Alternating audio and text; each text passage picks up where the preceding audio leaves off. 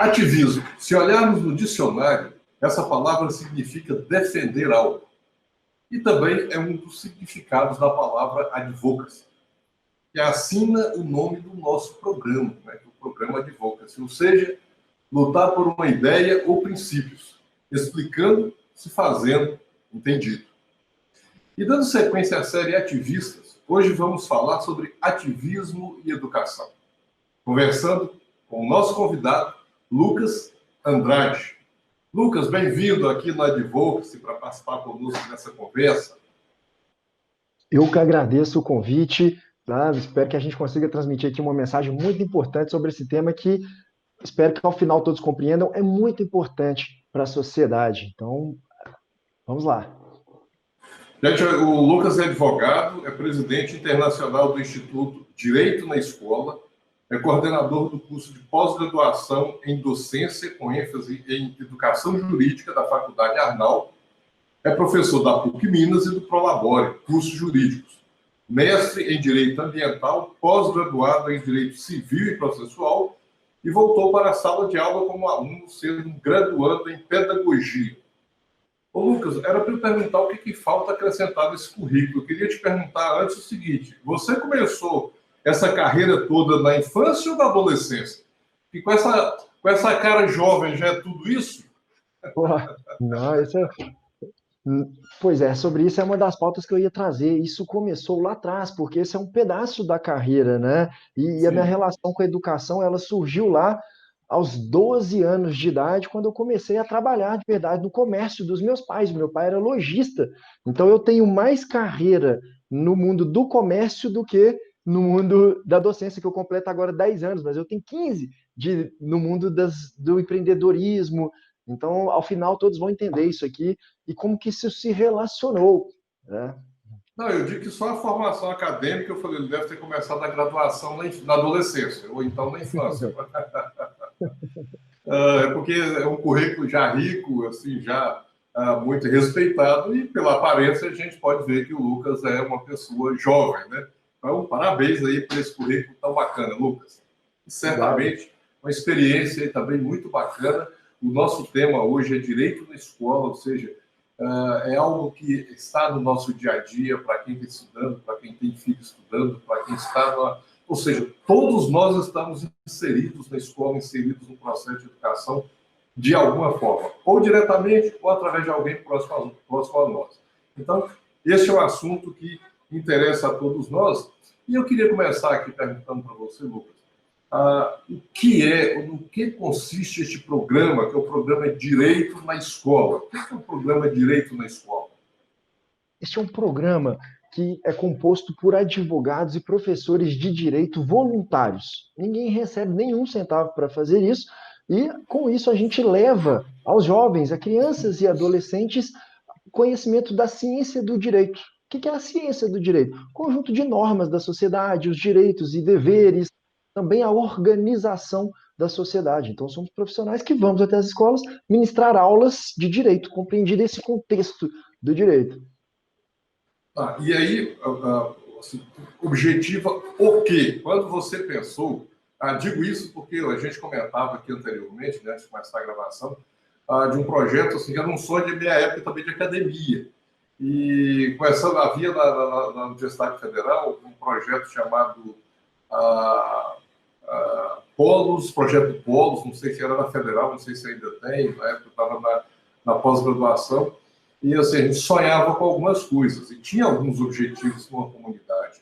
Então, por exemplo, qual que é o objetivo de um projeto como esse? Né? Chegar na comunidade para quê? Exato. Nós temos um objetivo específico e 4 objetivos gerais. Temos um específico e 4 gerais. Nosso objetivo específico, começando por ele, é inserir a ciência do direito como área do conhecimento na educação básica. Então, inserir essa matéria, essa área do conhecimento no currículo, no percurso curricular dos alunos de uma forma oficial. Alguns entendem que como projetos, outros programas, na minha opinião, como uma disciplina. Então, é isso que a gente quer. Esse, então, é o objetivo específico. Como objetivo secundário, os objetivos gerais, a gente pretende com isso, porque o que a matéria do direito ela é capaz de fazer? Ela é capaz de promover a justiça, ela é capaz de promover a educação ambiental, diminuir desigualdades, aumentar a participação social, promover os direitos humanos e a promoção da justiça social. Então, inserir o direito para que dentro dele aconteçam esses outros objetivos. O direito ele é a ferramenta que tem o poder para fazer isso dentro da escola hoje. E de onde surgiu isso, cara? Porque falar de direito da comunidade hoje, para a sociedade, sobretudo para alguns segmentos sociais, né? Constituição, justiça, tem muito a ver com a formação que vai levar para o resto da vida e para gerações que se sucederem, né? E de onde que surgiu essa ideia? Pois é, essa ideia surgiu, agora eu puxo aqui de novo aquele link que eu fiz, né, que eu comecei a trabalhar muito jovem, e eu fui uma das pessoas que não fui absorvido pelo sistema educacional, vamos chamar assim, né, porque o nosso sistema educacional, ao contrário do que se prega, né, hoje a palavra que está em voga é uma educação emancipatória, que visa emancipar o indivíduo, mas não é isso que ela tem feito, ela, na verdade, ela tem colocado os indivíduos dentro de uma caixa, ela é um modelo fechado, onde os alunos sentam um olhando para a nuca do outro, com um professor lá na frente, entregando o conhecimento pronto e acabado, né? Com muito pouca margem para divergência. Então, é uma pessoa ensinando de um jeito só para várias pessoas diferentes. Então, dá para ver que está errado por aí, né? Uma pessoa ensinando do mesmo jeito para várias pessoas. Não é todo mundo que compreende e recebe a informação da mesma forma. E eu era uma dessas pessoas que não conseguia. Eu assistia aula em pé, eu ficava andando na sala de aula, eu era aquele que os professores chamavam, falavam para meus pais que questionavam o meu futuro, que não sabia o que eu ia ser da vida. E aí, por fim, eu falei, eu preciso trabalhar. E a minha família viveu um momento de necessidades. Eu não nasci num lar pobre nem rico, mas durante uma fase da vida eu tive que trabalhar por necessidade real, sob pena de não prover as necessidades essenciais. E aí, quando eu formei na escola, eu falei, cara, eu saí daqui sem saber nada e a coisa não acontecia. Eu falei, é aquela velha frase, para que eu estou aprendendo isso? Você vai usar lá na frente. E nunca usava e gastei muitas horas na escola, eu cheguei a me formar então, e a coisa não acontecia. Até que no primeiro dia de aula de faculdade, aqui eu respondo onde começou. No primeiro dia de aula na faculdade, quando eu assisti uma aula até do professor Nelson Roseval, era a palestra magna da faculdade, ele deu a aula inaugural. Eu No curso de assisti aquela Direito. aula, curso de Direito, na faculdade de Direito. Aí eu falei assim, cara, por que eu não aprendi isso antes? Então, o primeiro sentimento que eu tive foi, por que eu não aprendi isso antes? E durante todo o curso de Direito, eu já desanimado com a educação, já desanimado com os negócios que não vinham acontecendo bem, as dificuldades foram aumentando, eu tinha que pagar a faculdade, estudei faculdade privada na minha primeira formação.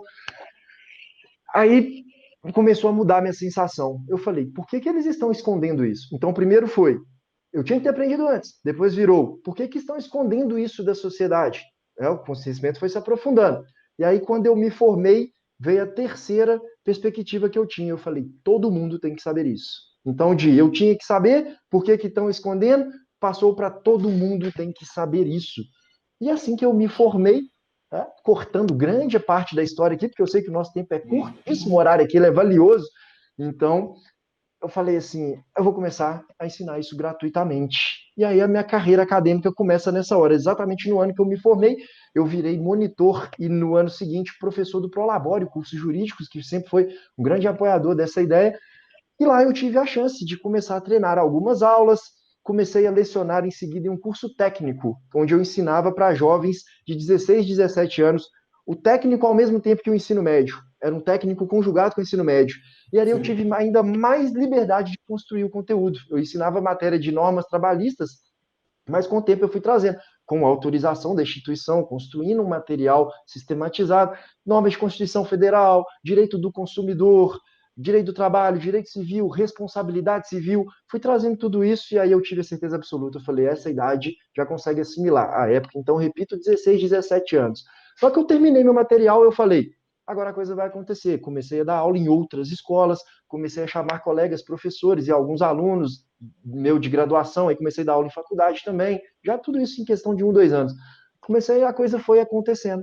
Até que em 2015, a gente recebeu o convite da Ordem dos Advogados, onde atuamos em parceria, então, com a OAB aqui de Minas Gerais, começamos a levar para os outros estados de Minas, para as outras cidades do estado de Minas Gerais. Então, Mas, começou Lucas, dessa forma.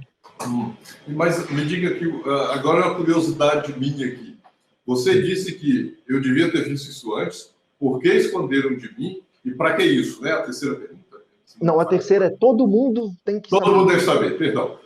Eu quero parar na segunda. Por que esconderam isso de você? Na verdade, isso E o que esconderam de você que hoje você fala, todo mundo precisa saber? Vamos lá. Então eu vou me permitir aqui contar alguns detalhes muito pessoais. Nessa caminhada, fique à vontade. Eu não tenho vergonha nenhuma de abrir, inclusive eu aproveito a minha história para tentar alcançar jovens que passaram pela mesma coisa que eu. Que eu fui um jovem que achei que não ia ser nada na vida, que achei que não ia ter vida. E aí que vem a parte difícil da história. Comecei a usar drogas, comecei a beber, então querendo esconder da vida, né, buscando saídas para isso. Então eu tinha a mente muito acelerada, vamos dizer assim. Então hoje eu compreendo que eu fiz uma leitura errada. Historicamente, o direito ele foi escondido da população. Então, já respondendo a sua pergunta, historicamente sim, essa ciência ela era restrita aos eruditos intelectuais que poderiam, aqui no Brasil, que podiam viajar para a Europa, mais especificamente ali Itália e Portugal, para poder estudar e voltar para o Brasil para atuar. Então, todo mundo tinha sempre que perguntar o que eu posso, o que eu não posso, eu tenho direito a isso. O Estado, né, e esses intelectuais de nobres traziam para si esse conhecimento. E isso, historicamente, ainda parece perdurar dessa forma. Tanto que, às vezes, eu estou fazendo isso, muita gente fala assim, Lucas, isso não é interesse dos poderosos, eles não querem isso. Por uma época, eu fui um aliado dessa ideia, de achar que existia um grupo de poder que queria manter uma população alienada. Né, por não conhe... Porque qual é o jeito de você alienar uma pessoa? É você não ensinar as regras da sociedade. Eu ainda brincava, sabe qual é o exemplo que eu dava? Eu falava, a vida é como um jogo. A gente está aqui brincando um jogo de peças. Vamos mais especificamente um jogo de banco imobiliário, onde está todo mundo jogando. Só que tem algumas pessoas que têm muitas cartas e muitas peças, outras que não têm cartas e peças nenhuma, e também não conhecem a regra do jogo. Então você está ali sentado na mesa, o jogo não acontece para você. Porque você não tem carta, você não tem peça e não conhece as regras. Então tem muita gente que está vivendo aqui assim, sem jogar. Alguns têm cartas e têm peças e não conhecem as regras. Esses são os mais perigosos. Aí tem gente que fala, Lucas, isso vai ser ótimo para as classes mais pobres, conhecer o direito. Não, para as classes de elite também, elas não conhecem. Só que a diferença é que elas exercem da maneira que elas querem, né? Elas utilizam muito da estrutura para botar suas próprias regras, muitas vezes até financiando políticos, candidatos. Então, essa ciência ela não é de conhecimento de ninguém. Ela não é. A sociedade nossa ela não sabe aonde vive.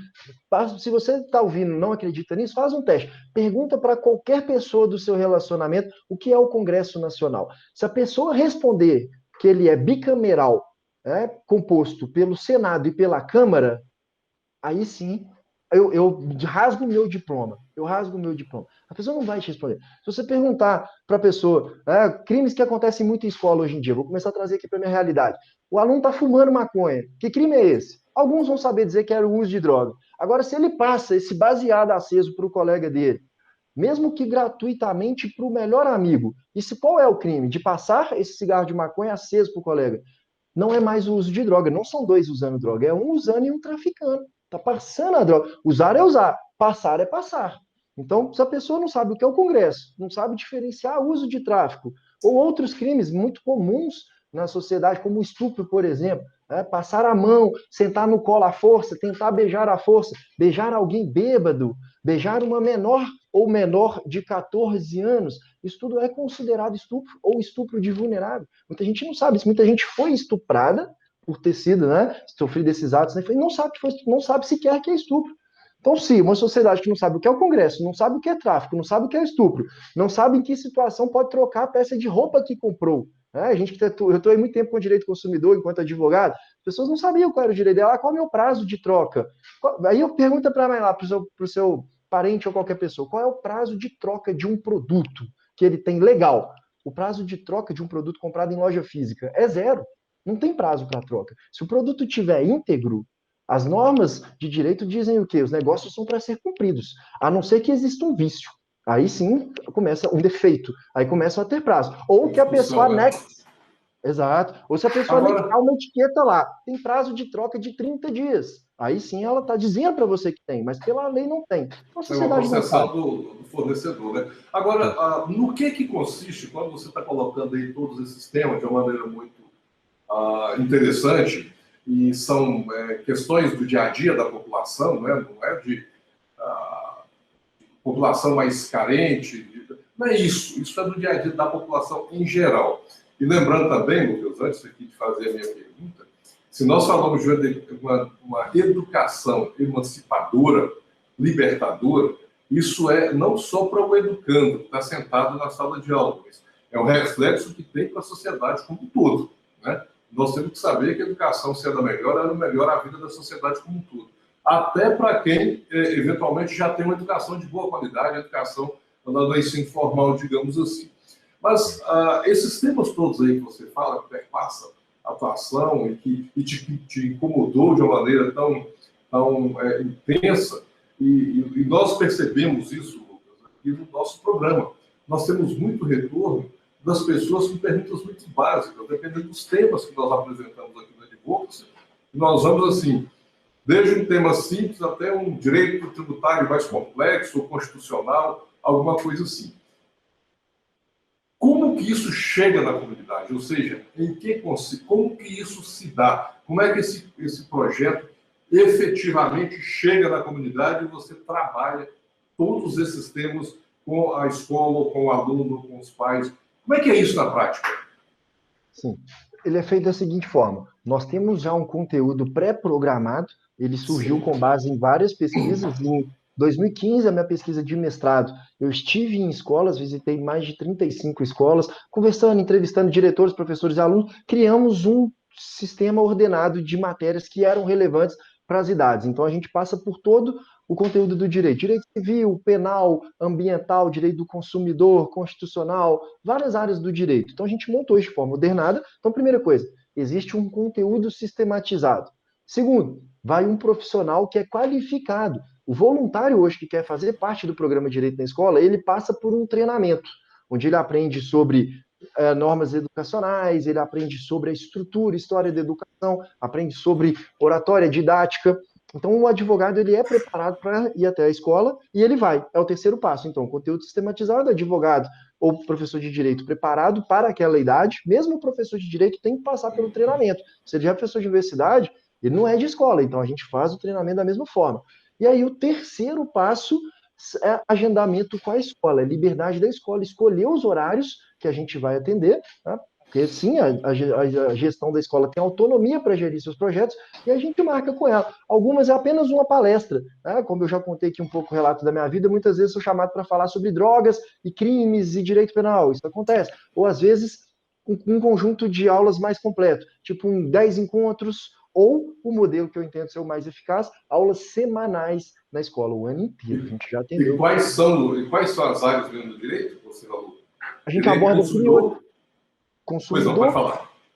Sim, não, o direito consumidor, o direito penal, o direito, que é o direito criminal, né? Se alguém está nos ouvindo não é do direito aqui, a gente aborda aí sobre crimes, sobre penas, sanções, punições, desmistifica mitos como de o menor não dá nada para ele, não pode ser algemado, isso são mentiras. Então a gente trabalha isso também, sobre drogas. A gente trabalha o direito civil, que é aquele que trata sobre casamento, família, herança, bens, patrimônio, nome, pessoa jurídica, pessoa física, esse é o direito civil, direito privado. A gente trabalha sobre direito constitucional, que é aquele que vai falar quem é o executivo, o legislativo, o vereador, o Congresso, o Senado, o Estado, o município. A gente trabalha também, então, o direito constitucional. O direito do trabalho, que é o que vai dizer quem é o empregado, o empregador, o que é férias, 13º, FGTS, relação do contrato de aprendiz, idade o menor pode começar a trabalhar, muito como um estímulo ao trabalho. A gente acredita no trabalho como um princípio, um valor, né, de dignificação da sociedade também. E aí a gente perpassa, então, principalmente por esses 5 eixos, dentre outros também, como o direito do trânsito, o direito eleitoral, o direito empresarial, que a gente trabalha, inclusive, temas mais atuais, como as startups, como negócios, como contratos, títulos de créditos. O conteúdo é o conteúdo do direito como um todo, mas a gente não pega a faculdade de direito, o conteúdo, o currículo de uma Sim. graduação e despeja ele na escola. Não. É a mesma ciência só que com outra roupagem e com o que de fato interessa. A gente não explica todos os atos do processo. A ideia não é formar advogados na escola, não, é formar cidadãos que Cidadão. compreendam a organização da sociedade. O conteúdo é diferente. A mesma ciência, mas com outra linguagem e outra roupagem. Agora, qual que é o público-alvo de vocês? Aluno do ensino fundamental, do ensino médio, faixa etária, qual que é? Escola pública, privada? O que é que vocês têm feito aí? Com quem vocês têm trabalhado? E a outra coisa curiosa que eu perguntaria aqui é o seguinte, o que vocês encontraram quando chegaram na escola? Assim, uma receptividade, uma apatia, o interesse desses alunos, alunos mais preparados, assim, estava além ou aquém da expectativa de vocês. O que vocês encontraram assim, quando começaram com esse projeto? Maravilhoso. A recepção dos alunos, ela é incrível, porque o que a gente trabalha hoje, né? Primeiro começando, quem são esses alunos, né? A primeira pergunta. São alunos do ensino fundamental e médio. A gente atende, então, a partir do quinto ano. A gente tem um corpo pedagógico, né? Formado por pedagogos também, advogados, que define esse conteúdo. Então, é a partir do quinto ano, ou seja, jovens ali de 10, 11 anos para cima, até o ensino médio. Então, de escola pública ou privada, a gente não diferencia isso, porque, como eu disse, essa ciência ela é necessária não é só para uma classe A, uma classe B, é para toda a sociedade. Então, jovens de todos os tipos, e como eles recebem isso? Eles recebem de um jeito maravilhoso, eles adoram, porque a gente trabalha com questões que a gente vive na sociedade. Até hoje, eu percebo ali jovens fazendo a mesma crítica que eu fazia, um currículo. Professor, para que eu estou aprendendo isso? Professor, para que essa matéria? O currículo, eu entendo aqui alguns educadores que podem ser contra essa visão, mas ele precisa ser repensado. Né? A sociedade ela mudou muito e o currículo não mudou na alta velocidade. Você percebe em Finlândia, às vezes até na Argentina, escolas e currículos que hoje ensinam robótica, programação, tecnologia, foco em inovação. Aqui a gente não absorveu isso ainda. Aqui, pelo contrário, tem uma parte da educação que ela é contra visões como tecnologia, como inovação, eles são muito resistentes. Então, o jovem, quando a gente chega com uma coisa que ele está vivendo ali na hora, falando de situações cotidianas, ele fica louco, ele adora, ele gosta. E não tem diferença da escola pública para a privada. É muito parecido. Porque você fala, Lucas, a realidade é muito diferente. É muito diferente. É muito, muito diferente. Eu já dei aula em escola que não tinha nem telhado com alunos descalços no norte de Minas. Já, no Brasil todo e no mundo todo, né? Nosso programa não acontece só no Brasil. Então, a realidade é muito difícil, muito diferente. Mas as pessoas são sempre pessoas. O ser humano é sempre ser humano. Tem droga na escola privada? Tem. Tem tráfico na escola privada? Tem. Como eu disse, né? Se você passa um cigarro de maconha acesa, é tráfico. Se você vende a droga ali pro seu coleguinha para ganhar o seu, é tráfico também. Isso tem na escola privada? Tem.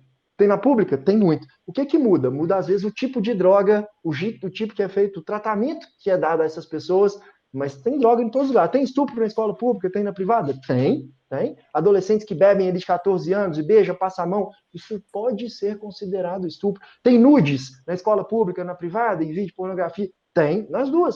É igual. Ser humano é sempre ser humano. Que eu falei. Mas e o aluno, assim, em termos de estrutura do aluno, conhecimento anterior, se a escola pública ou a escola privada, já que você abordou aí, no que isso diferencia para esse aluno, entre aspas, esse seu cliente, para absorção do conteúdo, participação, interação com aquilo que se vai falando, ou até mesmo o resultado? Você vê alguma diferença de que quando vocês estão na escola privada ou quando estão na escola pública? Eu seria imprudente se eu classificasse pública versus privada. Eu vejo diferença entre escolas, porque dentro da própria escola pública tem diferença. Tem escolas públicas de um nível e tem escolas públicas de outro, como eu já lecionei e essa disciplina na escola Pedro II, para quem é de Minas Gerais, uma escola referência aqui no centro da cidade, a escola Pandiá Calógeras. Os alunos ali têm um nível alto, são muito bons, são escolas excelentes. Poderia citar muitas outras aqui, né, que são escolas boas, assim como privadas também. A privada também tem essa diferença, tem privadas excelentes, mas de um modo geral, não há como negar que existe sim uma diferença de realidade entre as escolas públicas e privadas. Eu já lecionei, então, esquecendo essa diferença, já lecionei para escolas de segundo, terceiro ano ali, alunos de 16, 17 anos, que a aula, tanto de pública quanto de privada, como eu disse algumas dessas aqui, que a aula rende muito mais do que no sexto período, uma faculdade de direito. que os alunos ali não estão sabendo nada da matéria, a escola rende muito mais, perguntas coerentes, conhecimento. Por exemplo, em escola pública, isso é uma realidade que não é aprendida em escola, né? Os alunos conhecem o número dos crimes pelo artigo. Pelo artigo, eles sabem o que é o roubo, eles sabem o que é a pena, conhecem progressão de regime, eles sabem falar isso. Com certeza aprenderam ali na comunidade ou com algum parente que viveu essa situação. Então, a pensar que a gente está chegando ali para ensinar um conhecimento totalmente do zero para, né, alunos que são folha em branco, é inocência você pensar isso. A sociedade ela já sabe mais ou menos o que está sendo tratado. O que tem são muitos mitos, até mesmo entre os professores. Tem professores também que não conhecem a matéria exatamente, às vezes acontece ali alguns diálogos e existem mitos, muitos mitos, mas todos já eu, têm, eles já têm uma opinião, né? Porque eles já aprenderam com os outros professores de direito que tem na sociedade, que é uma crítica que eu faço social. Quem são os outros professores? É o Datena que ensina o crime, não sei se eu posso falar nome aqui, é uma brincadeira, tá? Eu vou dizer que aquele repórter, não, um repórter sensacionalista da tarde que fala sobre o direito penal, é um repórter sensacionalista que é candidato a deputado que fala sobre direito do consumidor, é um fantástico que quer ensinar sobre cidadania, ou qualquer outro programa da noite que quer ensinar sobre cidadania, é o programa que quer falar sobre político, o jornal que quer ensinar sobre o STF e o STJ. Esses são professores muito parciais e desconfiáveis. não, Então, até é as uma ferramentas de busca, né? Como tem outro as dia eu estava no ferramentas de médico, busca. o médico falou, olha, os médicos agora não precisam, porque eu vou lá no doutor fulano de tal, que é um site de busca, e eu já coloco lá todos os meus sintomas, e ele já fala o que eu tenho, só falta assinar a Diagnóstico. receita. O diagnóstico e a receita, né, E a para comprar receita. o medicamento. Então, isso não falta no direito, mas eu imagino que no direito é muito pior, né? Diz que todo mundo sabe um pouco de direito, às vezes nós que somos advogados, costuma que muitas vezes a gente faz uma consulta, né? Você também deve experimentar isso, e a pessoa questiona, não, mas alguém falou que não é assim. Eu falei, bom, a minha carreira, o meu conhecimento, a lei diz que é assim, agora se alguém diz que é diferente, não dá para a gente contestar. E muitas vezes esse alguém é um amigo que conhece muito direito, que teve um caso que, segundo a narrativa, é idêntico, aí quando você começa a ouvir, são dois casos bem diferentes, à luz da norma. Mas eu imagino que você citou aí o aluno começa o primeiro período na faculdade de Direito. Bom, matricula na faculdade de Direito, todos nós já nos sentimos bacharéis, né? Parece que assim, isso é até um pouco uma brincadeira que faço com os alunos de Direito, né? E, por outro lado, também, o aluno não quer ser visto como aquele que não sabe nada. É melhor ficar calado do que perguntar para o professor já na faculdade, que não faz o menor sentido. Num curso como esse, talvez também tenha, né? Estou aqui imaginando, que você pode confirmar ou negar isso, o aluno está mais desarmado, né? Ele não sabe nada mesmo, e ele tem a dúvida do dia a dia, ele não tem uma dúvida, digamos assim, uma construção, uma elaboração mais doutrinária, ele tem uma dúvida, olha, eu posso ou não devolver a mercadoria que eu comprei 5 dias depois que eu comprei, pela internet ou na loja física, né? Olha, fulano de tal não está pagando a pensão, o filho já está com 16 anos, pode ou não pode? Quer dizer, quando você lida com isso, certamente esse tipo de situação deve aparecer, tipo de dúvida dos alunos não são doutrinárias, são de casos, e aí vira um pouco de consultoria também, ou seja, o conteúdo é muito mais absorvido por eles, né? Porque lida, como você falou, me permita aqui estender, Lucas, eu lembro que num dado momento, ainda estava na faculdade, a gente participava de um projeto que chamava Escola Debaixo do Palco. Anos depois eu tive um problema de fiz ter um acompanhamento, e eu até brinco, todo advogado tem TDA, que é o transtorno de déficit de atenção. Todo advogado tem isso. Quando não é TDAH. E aí, dentre aquelas consultas com o médico, eu descobri uma coisa curiosa. Eu relacionei comigo e com aquela escola lá que chamava Escola Debaixo do Palco. O aluno, a pessoa pode não ser para a escola, mas todos nós somos para a educação. Por quê? Porque aquilo que parecia o Lucas ser o aluno do problema é porque a escola não tinha o jeito do aluno Lucas. É o que você falou, né? Tem que pegar todo mundo e colocar tudo dentro de um padrão só. E às vezes eu estou falando de padrão. Quer dizer, a educação tem que me absorver para que eu também seja participante e alvo dessa educação. Mesmo que o modelo da escola, muitas vezes, não esteja preparado para me receber E até os professores também não foram preparados para receber, né? Então, quando você vai com esse projeto para uma escola, eu imagino que você lida muito com isso. Aqui, para concluir meu raciocínio e te provocar. Muitas vezes é um aluno que não se adapta à escola, à dinâmica, dá trabalho, é disperso, fica em pé. Aí o professor vira para o pai e fala o que esse menino vai ser quando crescer. Quando vem o assunto que mexe com ele, ele para e presta atenção, a aula toda. Aí chega o professor dele lá de matemática, ele só dá trabalho. Quando chega com o direito na escola, ele senta e ouve tudo. Quer dizer, é o jeito dele. Você pegou o aluno naquilo que realmente ele é, né? É o dia a dia dele, é aquilo que um educador chamava da disciplina intelectual, né? Você mexeu com ele, foi do cerne dele e prendeu o aluno. Imagino que aconteça muito isso, né? Acontece por duas razões. Primeira, por afinidade temática. Os Sim, alunos, eles querem aprender isso, porque é útil, ele enxerga uma utilidade, né? E é exatamente. claro que nessa hora a gente tem cautela redobrada para não transformar a aula, né, em uma consultoria jurídica, isso é vedado no nosso programa, porque casos pontuais, até mesmo professores e diretores trazem, isso devem ser tratados com advogados em outro ambiente. A gente tenta não confundir o advogado com o professor dentro da sala, né? Isso a gente tem muito claro aqui dentro do trabalho, né? As nossas vedações. O advogado é lá no escritório, o professor está tratando aqui de outros temas, embora possa ser trazidos exemplos, casos reais, não há problema nisso, né? O que não pode é aquela consulta muito Pela individualizada. consulta, né? Virar consulta não pode. E a segunda que também não pode é a gente virar um agente de legitimação do adolescente contra a escola, contra a direção, porque muitas vezes eles querem um argumento do advogado ali, que ele sabe que você não é professor da escola. Então ele fala, minha diretora aqui faz isso, isso. Isso acontece muito também.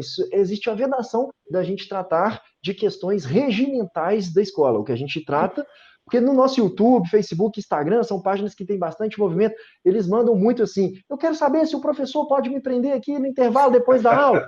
E o que ele pensa? Direito na escola. Ele pensa o seguinte: direito enquanto garantias individuais dentro do ambiente escolar. Ele falou: quero saber quais são os meus direitos dentro da escola. Eu Meu falo: não direito da é. escola, né? O meu direito da escola. Eu falo: não é essa a nossa matéria. Isso é uma confusão conceitual. A gente ensina a ciência do direito, que ela está falando de outras coisas. É leis, normas, sociedade, é crime, é tráfico, é estupro. Falo: estou aqui para preocupar com sua prova, não. Isso a gente não responde. Ah, pode ficar aqui depois do horário? Não, isso é a sua diretora que te responde. A gente não trabalha essas questões. Agora, um tempo atrás, eu me deparei curiosamente com um processo, e aí eu estou fazendo igual os alunos aqui que frequentam direito de escola, trazendo casos.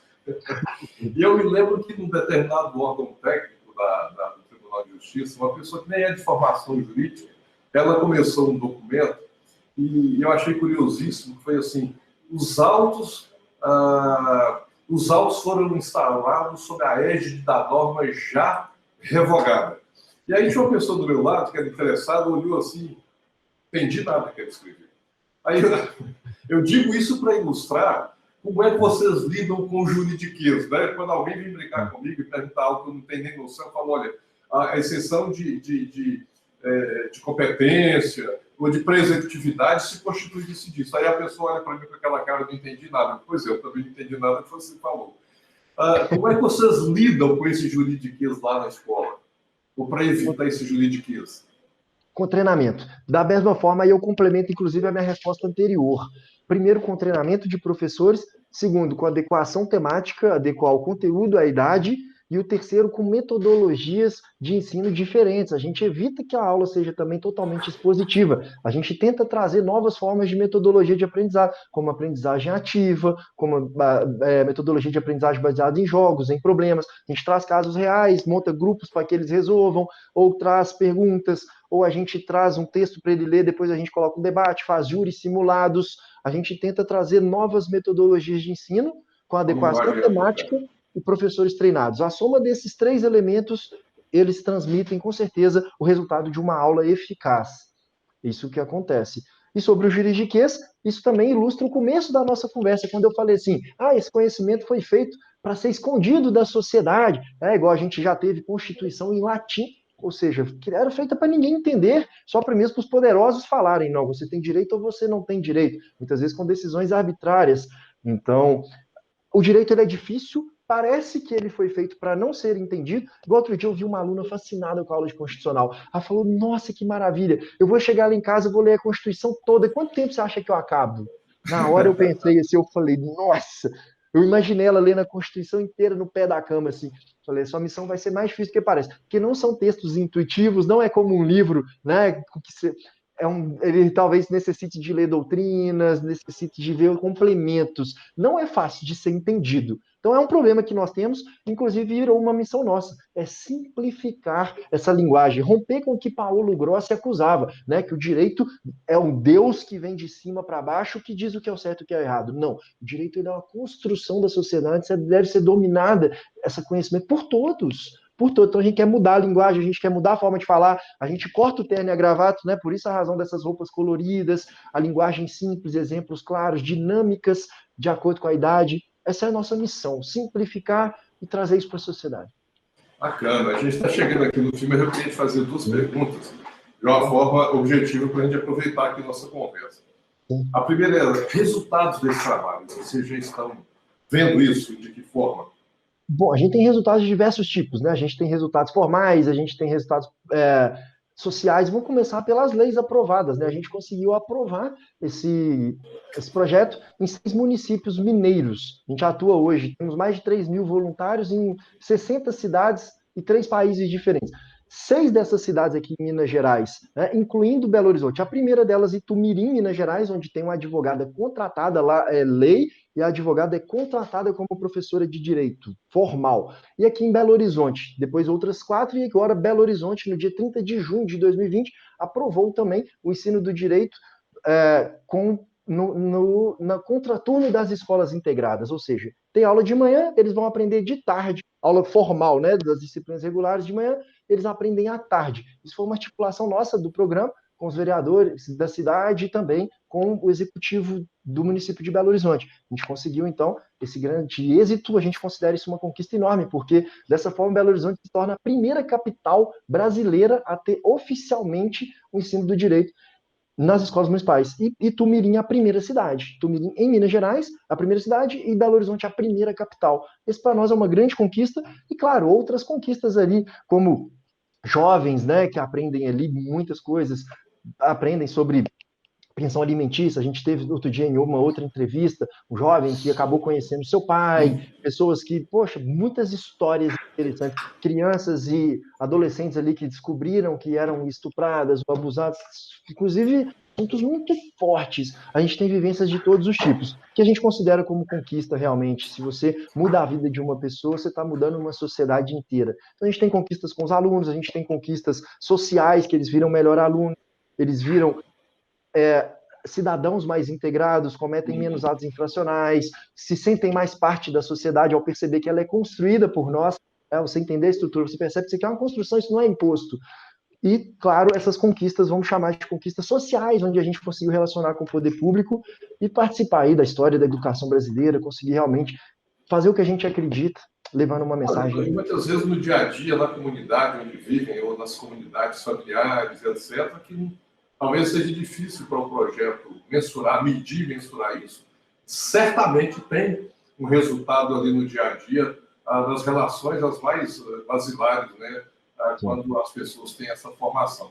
Agora, para encerrar aqui a nossa conversa, nós estamos aqui com um projeto, uma pergunta que estamos fazendo aos nossos convidados, que é carta aos jovens de carreira jurídica. Então, isso essas carreiras jurídicas, né?